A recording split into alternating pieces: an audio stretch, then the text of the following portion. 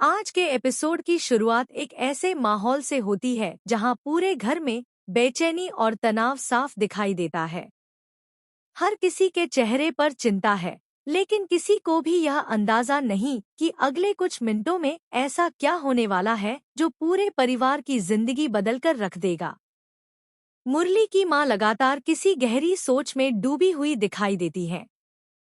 उन्हें महसूस होने लगता है कि घर में कुछ ऐसा चल रहा है जो उनसे छिपाया जा रहा है। दूसरी तरफ सहाना का व्यवहार पहले से बिल्कुल अलग नजर आता है।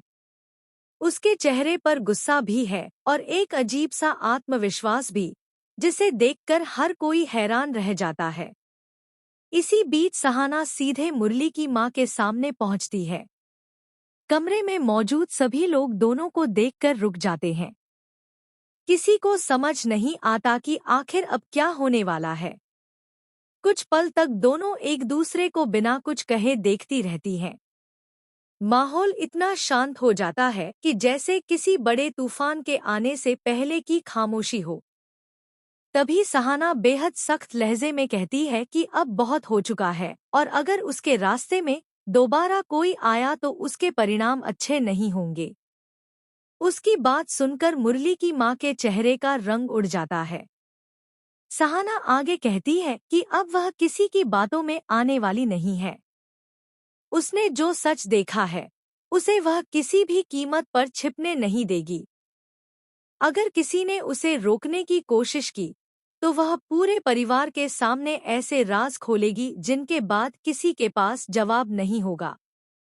यह सुनते ही घर के बाकी सदस्य भी डर जाते हैं। सबके मन में एक ही सवाल उठने लगता है कि आखिर ऐसा कौन सा सच है जिसे लेकर सहाना इतनी बड़ी बात कर रही है। दूसरी तरफ मुरली अचानक वहां पहुंच जाता है। वह दोनों के बीच बढ़ते हुए विवाद को देखकर हैरान रह जाता है। उसे समझ नहीं आता कि कुछ ही देर में माहौल इतना खराब कैसे हो गया।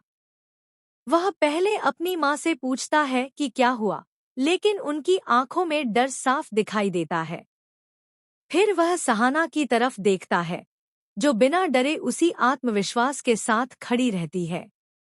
मुरली सहाना से सच्चाई जानने की कोशिश करता है, लेकिन सहाना कहती है कि अब समय आ गया है जब हर सच सबके सामने आएगा।